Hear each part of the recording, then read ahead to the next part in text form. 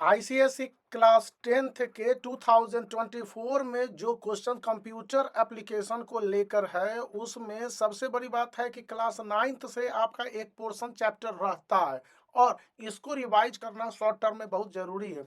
तो हम लोग जो देखते हैं जावा के बारे में, तो जावा जो 1991 में यूएसए में सन माइक्रो सिस्टम के द्वारा डेवलप किया गया था और यह एक प्रोग्रामिंग लैंग्वेज है और इसका पर्पस और ऑब्जेक्ट ओरिएंटेशन प्रोग्रामिंग को बढ़ावा देना है। तो जावा प्रोग्रामिंग एक स्टैंड एलोन एप्लीकेशन है। अधिकतर मोबाइल इसी पर पहले आते थे, जिन खास करके नोकिया के, और वेब एप्लेट्स हैं, आज भी बहुत सारे वेबसाइट इसी पर बनते हैं। तो स्टैंड एलोन एप्लीकेशंस हैं। इनमें सबसे बड़ा रिवॉल्यूशन अभी के समय में एआई मतलब आर्टिफिशियल इंटेलिजेंस ने 2022 में लाया है और अब तो बहुत ज़्यादा है, क्योंकि जावा को बहुत हद तक एआई की मदद से ही सॉल्व या प्रोग्रामिंग में यूज़ किया जाने लगा है। तो स्टैंड एलोन एप्लीकेशंस ऐसे प्रोग्राम को कहते हैं जो जावा में होते हैं और ये कुछ सर्टेन टास्क को on stand alone local computer पर ये इनैक्ट कर देते हैं। जावा इसी तरह से यूज किया जाता है बहुत तरह के प्रोग्राम्स, एप्लीकेशन के प्रोग्राम के लिए। और यहाँ पर सी है, सी प्लस प्लस है। तो जावा को के लिए दो स्टेप्स हैं, एक कंपेलिंग सोर्स कोड है जिसमें कि बाइट्स होते हैं और दूसरा होता है executing the bytes code programming. तो इस तरह से आपको देखने होंगे। फिर एपालेट्स आर जावा के जो प्रोग्राम डेवलप किए जाते हैं इंटरनेट एप्लीकेशन पर, वो applet locate on a distant computer server can be drawn. फिर ब्लूजे किसको कहेंगे? ब्लूजे डेवलपमेंटल इन्वायरमेंट है जो राइट करता है और कंपाइल करता है जावा प्रोग्राम को, याद रखना है ब्लूजे। इसको मोनाश यूनिवर्सिटी ऑस्ट्रेलिया में जावा के लिए जो अब डेवलपमेंट है। और ब्लू जे रिक्वायर्ड जेडीके 1.3 ए आप इसके लिए रिक्वायरमेंट है जावा डेवलपमेंट किट जिसको कहते हैं हम लोग जेडीके, और उसका 1.3 वर्जन चाहिए। और विंडो बेस्ड है, मतलब कि ये मैकिंटोश में नहीं चलेगा, लिनक्स में नहीं चलेगा। याद रखना है कि वर्किंग ऑफ ब्लूजे। तो ब्लूजे के लिए आप स्टार्ट करेंगे, प्रोग्राम करेंगे और ब्लूजे को स्टार्ट करेंगे। फिर ब्लूजे के लिए एक प्रोजेक्ट को निकालेंगे, add new class to the project, फिर एडिट करेंगे क्लास कोड को, कंपाइल करेंगे, मतलब कि इनको पूरी तरह से कंस्ट्रक्ट कर लेंगे और उसके बाद सेव कर देंगे इस कोड को। इसके की फीचर्स को इस ग्राफ की मदद से बताया गया कि जावा किस तरह से पोर्टेबल है, हाईली रिलायबल है, फिर रोबस्ट है और सिक्योर है। आप इस स्ट्रक्चर को देख लेते हैं तो बहुत हद तक ये समझ में आने वाला है। अब जावा स्टेटमेंट को लेकर बहुत सारे क्वेश्चंस भी इसी तरह से बनते हैं। अब Java statements are statements in natural language. तो नेचुरल लैंग्वेज के इन स्टेटमेंट को देखने के बाद बहुत सारे क्वेश्चंस भी आपके सामने हैं और उनका सॉल्यूशन करना होगा। स्टेटमेंट को क्या आप कहिएगा? तो स्टेटमेंट है जिसको एग्जीक्यूटेबल कॉम्बिनेशन होता है, और जब ये एग्जीक्यूटेबल कॉम्बिनेशन होता है तो इसके लिए एक टोकन एंडिंग विथ सेमीकोलोन्स आपको दिया जाता है, जिस तरह से हम लोग प्रोग्रामिंग करते हैं। अब क्वेश्चन नंबर 1 है, देखिए यहाँ पर कि among the following which method does not have a body.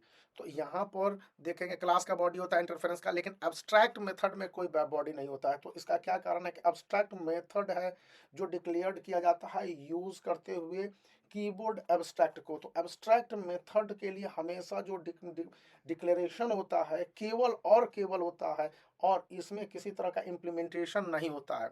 इसी तरह से आप देखेंगे क्वेश्चन नंबर 2 है कि which language was developed as first purposely programming language. तो पहला लैंग्वेज था जो कि स्मॉल टॉक था। ये जावा भी नहीं थे, सी प्लस प्लस भी नहीं थे, कोटलिन भी नहीं थे। यहाँ पर याद करने वाली बात है कि among the following which is not valid class specifier. तो क्लास स्पेसिफायर के लिए आप समझ देखते हैं हम लोग, तो प्रोजेक्टेड क्लास स्पेसिफायर में होते हैं, प्राइवेट क्लास स्पेसिफायर में यहाँ पर है कि नॉट वैलिड क्लास स्पेसिफायर, मतलब कि इनवैलिड है ये सभी। पब्लिक भी इनवैलिड है, लेकिन पॉइंटर आपके valid not valid class specifier हैं, क्योंकि ये सारे वैलिडेशन के कंसिडरेशन में आ जाते हैं। इसी तरह से हम लोगों को बहुत सारा क्वेश्चन जब अटेम्प्ट करते होते हैं ना, तो ध्यान रखना होता है कि किस तरह से इनको सॉल्व भी करना है। फिर among the following which is not an OOPs concept. अब ओओपी कॉन्सेप्ट के लिए आपके पास एक्सेप्शन ही एक ऐसा है जो ओओपी कॉन्सेप्ट में नहीं आता है। फिर which of the following is not a Java feature. अब जावा फीचर के लिए आप देखेंगे, अभी हम लोगों ने बात किया है पॉइंटर के बारे में, तो वो जावा फीचर में नहीं आता है। यहाँ पर क्वेश्चन नंबर 6, 7 8 को हम लोग सॉल्व करेंगे, which is a minor integer data type. अब माइनर इंटीजर डेटा टाइप के लिए हमारे पास बाइट है जो सबसे माइनर है, फिर और बिट देता तो और हो जाता, among the following which is not a primitive data type. Primitive मतलब पहले की तरह का डेटा टाइप है, तो यह enum primitive type data type है। फिर which of the statement specifies an empty loop in Java. Java में अक्सर एम्प्टी लूप होता है, तो उन लूप्स को देखने के लिए या समझने के लिए आपके पास एम्प्टी कंडीशनल क्लॉज भी होते हैं, एम्प्टी इंक्रीमेंट क्लॉज भी होता है और एम्प्टी इनिशियलाइजेशन क्लॉज भी होते हैं, तीनों होते हैं। तो हमारे पास सही ऑप्शन डी हो जाएगा। ये सारे पॉइंट्स को देखिए, हम लोगों ने चैप्टर को थोड़ा सा नटसेल में देखा है क्लास 9th वाला, और इसके बाद इसको हम लोग कर लेंगे।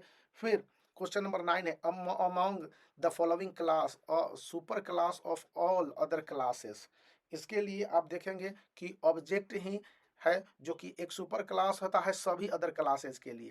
क्वेश्चन नंबर 10 है कि विच of the function is a rounding function of math classes. Math classes के लिए राउंडिंग फंक्शन की बात कर रहा है। अब इसके लिए हम लोग ऑप्शन को अच्छी तरह से देखेंगे कि अगर ऑप्शन को ना देख पाते हैं तो आंसर निकालना मुश्किल हो जाएगा। तो एक बार फिर से इधर क्वेश्चंस को हम लोग देखेंगे कि क्या क्या ऑप्शंस हैं, और यहाँ पर जो ऑप्शंस हम लोगों को अवेलेबल है, यहाँ पर मेन ब्रैकेट दिया हुआ है, पैरेंथेसिस मैक्सिमम है, फिर एब्स्ट्रैक्ट है, ऑल ऑफ दीज मेथड्स है। तो ये तीनों हमारे पास होते ही होते हैं, तो हमारा ऑप्शन नंबर डी सबसे ज़्यादा है, सही है, मोस्ट सुटेबल है। हालांकि ये तीनों है तो यहाँ पर दिया हुआ ना कि ऑल ऑफ दीज मेथड्स, इसलिए हम लोग इसी को देंगे। विच of the following have the highest precedence. किनके प्रेसिडेंस सबसे ज़्यादा होते हैं, तो सबसे ज़्यादा प्रेसिडेंस ब्रैकेट के ही होंगे। जो मेरी समझ काम करती है कि ब्रैकेट के होंगे। मैंने बहुत सारे टीचरों से क्वेश्चन पूछा था, और ऐसे questions ICSE board class 10th में रहते हैं। फिर मॉड्यूलर ऑपरेटर्स, यहाँ पर परसेंटेज है, कैन बी अप्लाइड टू, ये किसके लिए अप्लाइड हो सकते हैं। तो यहाँ पर एक रूल काम करता है कि इंटीजर एंड फ्लोटिंग दोनों ही कंडीशन में पॉइंटर्स नंबर हैं और ये वर्क करेंगे, क्योंकि जितने भी मॉड्यूलर है या मॉड्यूलस ऑपरेटर हैं ये अप्लाइड होते हैं यहाँ पर इंटीजर में भी एंड फ्लोटिंग पॉइंट मेंबर्स में भी। तो integer and floating points member, ये दोनों आंसर सही होने की कंडीशन में हम लोगों को ये दोनों का है, तो बी हम लोग लगा देंगे आंसर सी। फिर 13 नंबर है कि math class is included in which of the Java package. Math class के लिए हम लोग जब दिमाग दौड़ाएंगे और देखेंगे कि मैथ क्लास में ये कहना क्या चाह रहा है, तो जावा लो की बात हम लोग अभी नहीं कर सकते हैं कि ऐसा हो सकता है, लेकिन जावा लैंग पर हमें आता है कि हाँ जावा लैंग कर सकता है। जावा चल ना और जावा सेज भी नहीं है, तो इस पर डाउट होने की वजह है कि जो जावा लैंग मैथ क्लास है उसमें मेथड्स होते हैं और ये परफॉर्म करते हैं बेसिक जो स्ट्रक्चर्स होते हैं और बेसिक न्यूमेरिक ऑपरेशंस को। तो ऐसे में जो हम देखेंगे कि elementary, experimental and logarithm square roots होते हैं, तो इन बातों को हम लोग ध्यान में रखते हैं, तो जावा लैंग्वेज को ही चूज करेंगे। फिर क्वेश्चन नंबर 14 है, to display the date and time in Java which package is included. कौन सा पैकेज इंक्लूडेड होता है, तो इसके लिए हम लोग देखेंगे तो पता चलेगा कि जैसे कि जावा अंशिल है या जावा का जो भी प्रोग्रामिंग यहाँ पर आता है वो है पैकेज है, और यह पैकेज आपको बहुत सारे यूजर क्लास के लिए होता है। प्रिमिटिव कलेक्शन ऑफ डेटा भी होता है, क्लासेज हो जाता है, सॉरी डेटा मैं बोल देगा, यूजफुल फॉर वर्किंग, और ग्रुप ऑफ ऑब्जेक्ट के लिए हो जाएगा। तो जावा अंशिल के लिए हम लोग यहाँ पर एस्ट्रिक दिया हुआ है, इसलिए हम इसके साथ जाएंगे।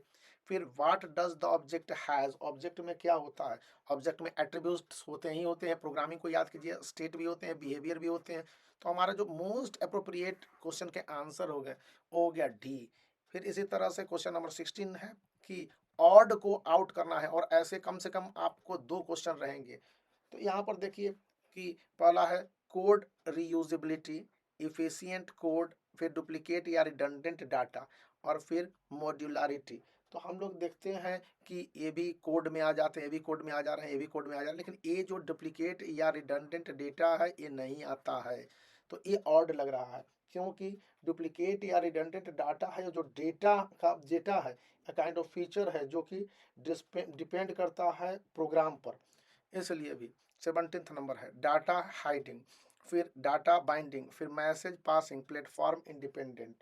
तो यहाँ पर है प्लेटफॉर्म इंडिपेंडेंट, हम लोग जाएंगे। क्यों जाएंगे भाई, समझ लीजिए कि प्लेटफॉर्म इंडिपेंडेंट एक फीचर है जो कि बताता है, और ये अंदर आता है ओओपीएस कंसेप्ट के अंतर्गत, और ये जब और इसके कारण है, इस फीचर के कारण है कि प्रोग्रामिंग लैंग्वेज हम लोगों को काफ़ी अच्छी तरह से समझने या करने में मदद मिलती है। फिर क्वेश्चन नंबर 18 है, construct and constructor and destructor, inheritance and polymorphism, फिर स्ट्रक्चर एंड यूनियन, फिर क्लास एंड ऑब्जेक्ट है। अब इसमें थोड़ा सा डिफिकल्ट आपको लगेगा, क्योंकि आप जब सभी को देखेंगे कंस्ट्रक्टर एंड डिस्ट्रक्टर, तो ये एक दूसरे के अपोजिट है, लेकिन ये लगते हैं एक समान।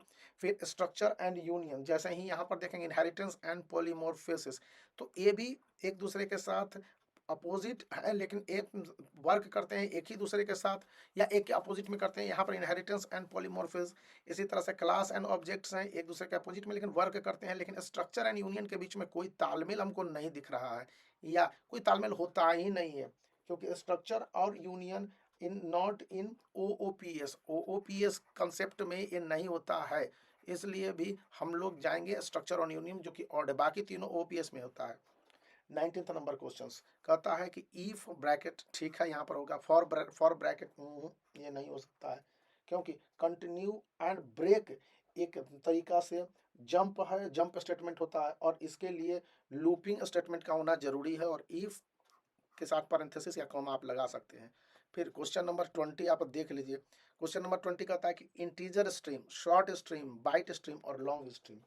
तो यहाँ पर integer stream, short stream, long stream, ये सारे बाइट स्ट्रीम इनमें सबसे छोटा होता है, और जावा डिस्क्राइब करता है केवल दो टाइप के स्ट्रीम्स को, पहला बाइट स्ट्रीम, दूसरा होता है कैरेक्टर स्ट्रीम। तो यहाँ पर बाइट स्ट्रीम जावा के साथ एसोसिएटेड है। क्लास 9th में हम लोगों को जावा का स्ट्रक्चरल फॉर्म पढ़ना था, तो इसके साथ मैं आपको कहूँगा कि आप वीडियो को लाइक कर सकते हैं, चैनल को शेयर कर सकते हैं और सब्सक्राइब करना याद रखें।